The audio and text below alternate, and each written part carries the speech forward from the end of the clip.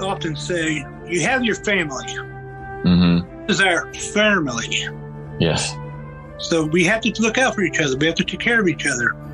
Mm-hmm. Some of these people I only see once a year, but they're still close to me. I still call them my family. Mm-hmm. Yeah, that is a word that has come up. Bienvenue. Welcome to Coffee Talk with King Francois I, where we will discover the tales, trials, and talents of Renaissance Festival performers, merchants, and die-hard attendees as we journey by way of light-hearted and even at times heartwarming conversations about the Renaissance Festival world. I am your host, Theodore Jander, aka King Francois I.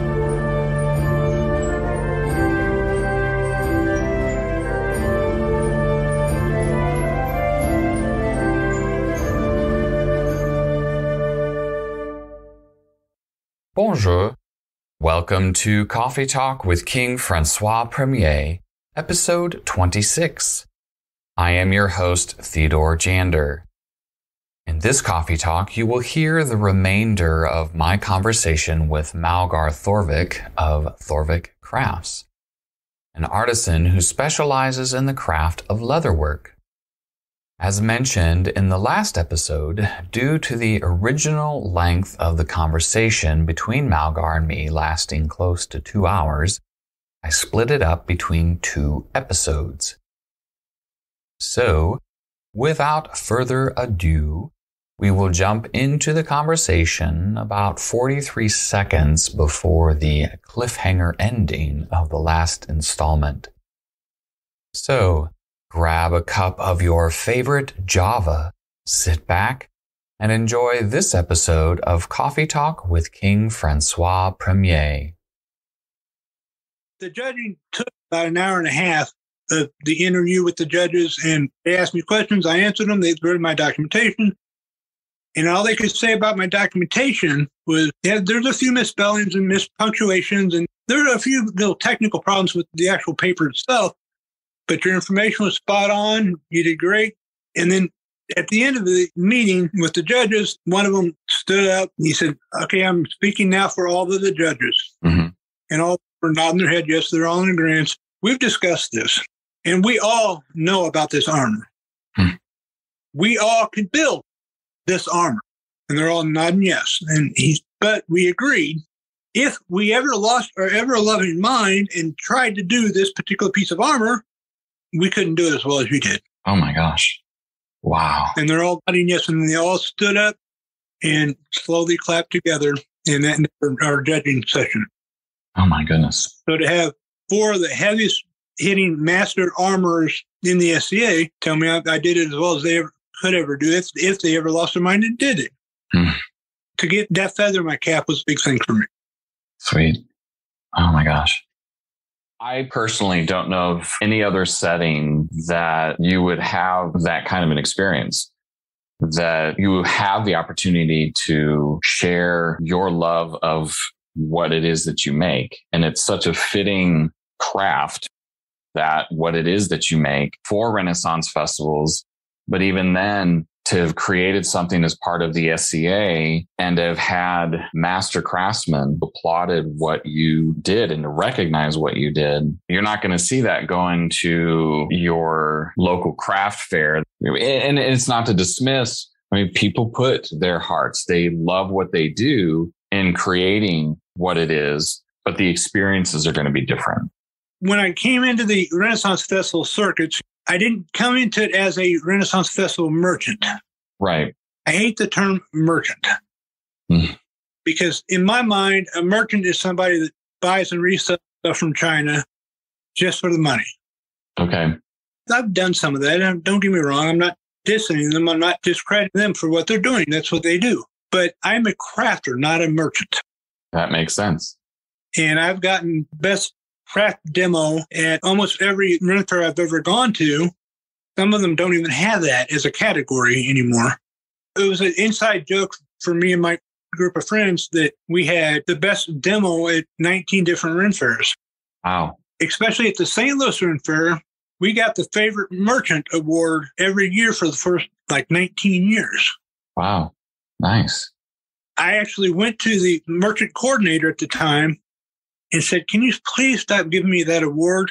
Just because other merchants were coming to me going, hey, man, can't you just take a year off? Can't you just slack off for a little while so somebody else get a chance to win this award? Because merchant to merchant, that's a big award to have.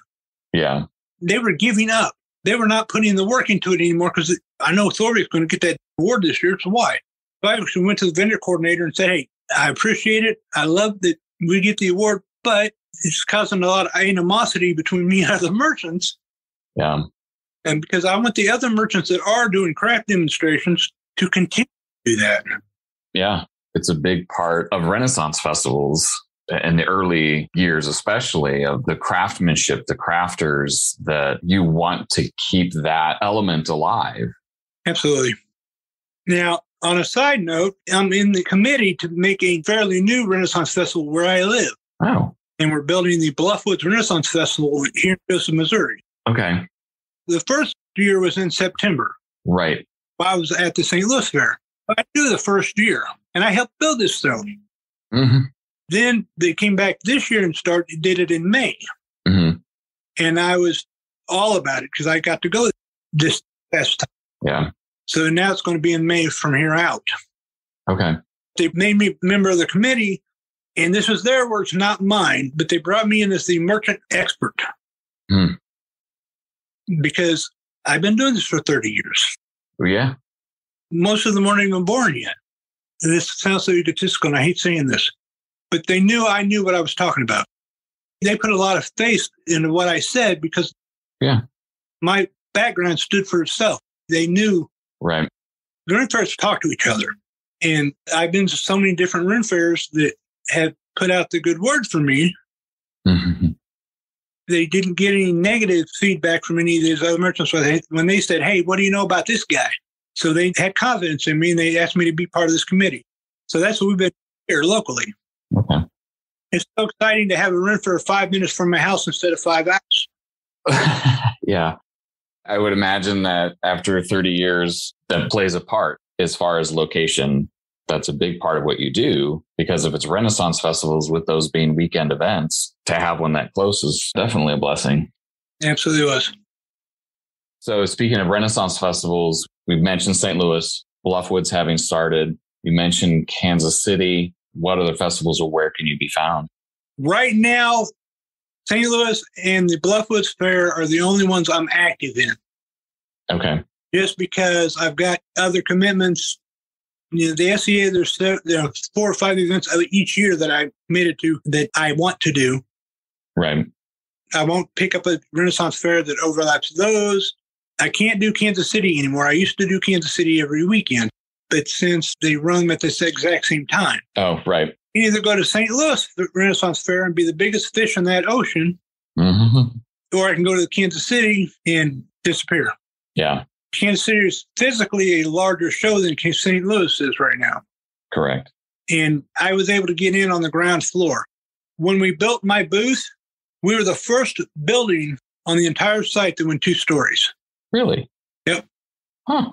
And now it's almost a requirement. Yeah. Well, some of it, I think you want to, those building wise, you want to have that one, the storage space for one, but then depending on the merchants and whatnot, some live on site over the weekend. Yep. Well, I'm 4.5 hours away. Day tripping is not an option. No, not at all. I've got guys that work my booth from all over the state. We had to have a 2-story building just so we have a place to sleep at night. Yeah.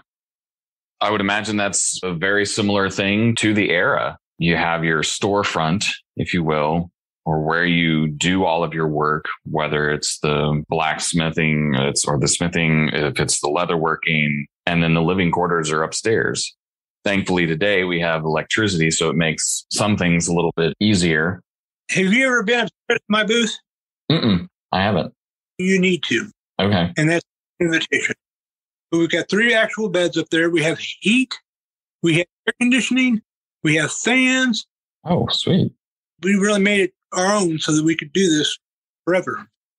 Yeah. Well, and you almost want that reprieve because of the days that you have the extreme weather, whether it's extremely warm or hot or potentially cold. You want to have that reprieve from that. Because we have air conditioning, we have opened it up to basically the cast and the entertainers that if somebody's having a reaction to the heat, they know that they can come to my booth and go upstairs, lay down in the air conditioning, recoup, and then go out and do the next show. And we have several performers that do that. Nice.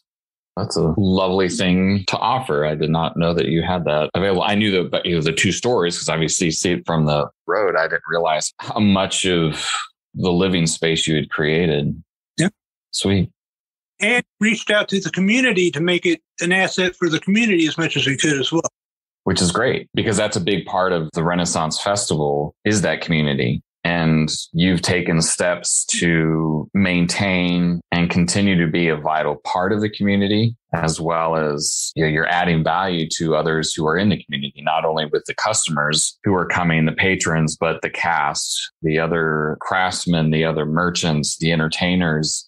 You're adding value, not only what you're creating. We have a thing that we often say, you have your family. This is our family. Yes. So we have to look out for each other. We have to take care of each other. Some of these people I see at other Ren fairs that I've done.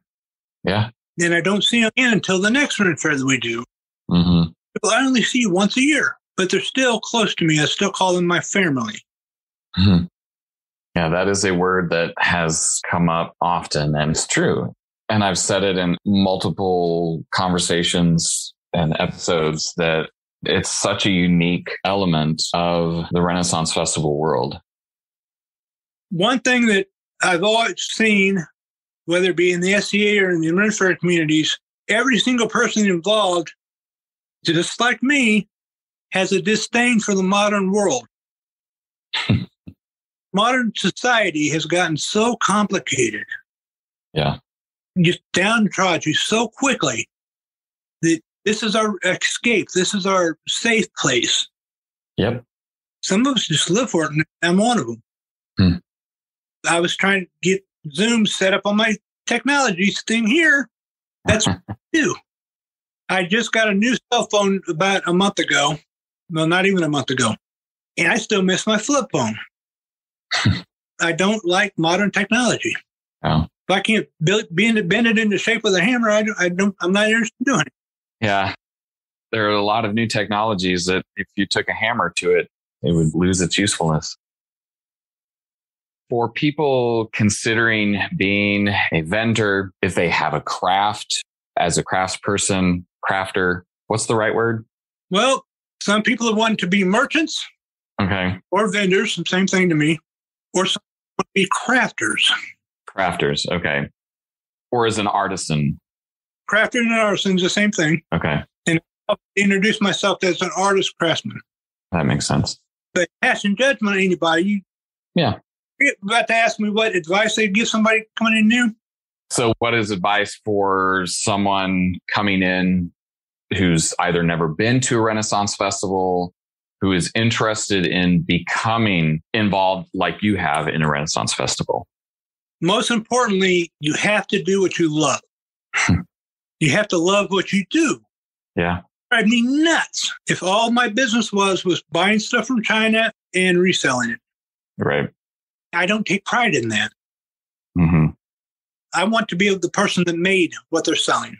And for my booth, in my business, my booth, people want to talk to the person that made it. Yeah. Ken and John can sell a sword that they made or a knife that they made much easier than I could. I know how to talk about it and I know how to tell them how to do it. But they are the ones that physically made the piece. Just like the Armor 24. My life went into that. Yeah. I know so much more about that than anybody else would. So I could easily sell those type of pieces quicker than the other guys in my booth could, just because each maker is best at selling their own piece in my booth. So I'm not just talking bad about vendors that just buy and resell, because we need those. But we also need craftsmen, artisans that do historically based handmade items. Right. It's just such an amalgamation of all these different facets that make it a good Renaissance festival. Got those. We have food vendors. We have artists and craftsmen. We've got entertainers. We need all of those different facets that come together and make the festival a complete unit. And that's what I love about the St. Louis Fair, especially because it's grown so much better and bigger because of the people that were there on the ground floor, which I was one of. Yeah. So my advice to a new person that's looking at becoming a vendor, if you're just looking at the dollar signs, you need to leave. Because if you're looking to do a rent fair, become a merchant at a rent fair, and you're going to make, quote unquote, $1 million, if you're going to make money, you're in the wrong business. Yeah. You're going to be disappointed. So make sure you're enjoying what you're doing first. Yeah. Like finding vendors that you can buy swords from, or you can buy armor from, and then you can resell it. If that's your thing, if you like doing that, then by all means do that. Mm-hmm. As long as you're doing what you're doing, you're going to keep doing it. Just because that's not what I like to do doesn't mean someone shouldn't do it, but enjoy what you do. Find your own niche in the rent fair world. Luckily, I've been doing this, like I say, for 30 years. Yeah. The fur tails was a kind of big thing at the Kansas City Rent Fair when I first started going to rent fairs. And the fur vendor there, a close friend of mine. And then when I went to St. Louis the first time, there was no fur tail vendors. So it wasn't a thing. Mm-hmm. So I saw this gap in the rent fair community at St. Louis, so I filled it. And it's turned into a huge thing. I would say so. You never really know what's potentially going to take off. I've tried stuff that just failed. Yeah. Not everything you try is going to, but that's the ones I really hang my hat on. That's what I take a lot of pride in. Well, and you already have, I mean, in some ways you have a niche with the leatherwork, with the blacksmithing, and with what it is that you create, but you found a niche within a niche that's worked. And you love doing it.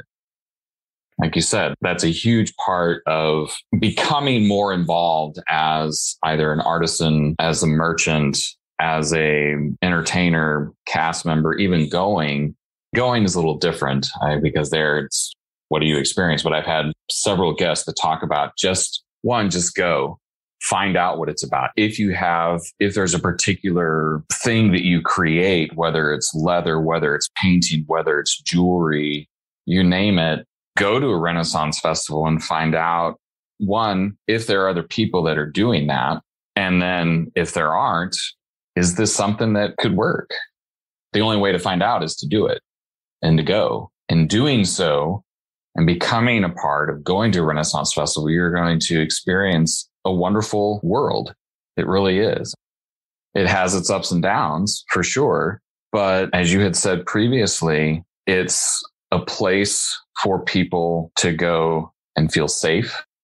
It's a place that people can go to be a part of something and experience something that is separate from the real world and provides them that, I don't want to say escape, but I mean, that is a part of it, but in a good way. Yeah. So I was at an SE event when the Queen of England passed away. And the word spread really, really quick because that's what we do. And it was so intriguing to me to see how many people were mourning, legitimately mourning for a person that was never their queen. Right. That they really had no contact with, they had no connection to. But just because in our community that we've built around ourselves, king and queens were very important. Yeah. Yeah. So to have a real one passed away that had been there forever, because she'd been the queen for how long? That's a good question. It was intriguing to me to see how serious people in the SE took that stuff, myself included. It was neat to see that connection made without anybody working to draw the dots, Yeah. So as we bring today's coffee talk with King Francois I to a close, we already discussed the current festivals that Thorvik crafts can be found. The St. Louis Renaissance Festival and the newly established Bluffwoods Renaissance Festival. Where on the internet can folks find you? Well, we discussed that I am not the tech guy. Yes. My skills are put to use in the leatherwork stuff that I do. Yes.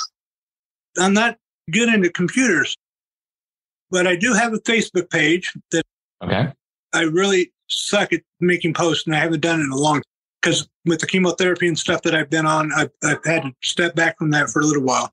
But I can be found on Facebook with Thorvik Crafts. All right. And then I can be also found at Malgar Dan Sisk, which is my real name. Thorvik is my Facebook that I use every day. Okay. And either one of those two Facebook pages can reach me. I've tried to do it my own website and went through GoDaddy.com and I actually started building a website. Having a huge problem with people seeing a pouch that I would post. They want to buy that. Well, you can't. I already sold that. Oh. So I had to have the conversation over and over again how every one I do is one of a kind. It will never reproduce the same pouch. Explain to them, I can do that in blue, or I can do that in black. That one's in yellow.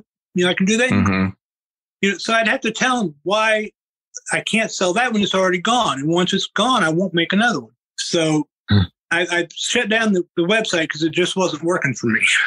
Yeah. Well, you got to do what works best. Be real honest with you. I'm not hurting for orders.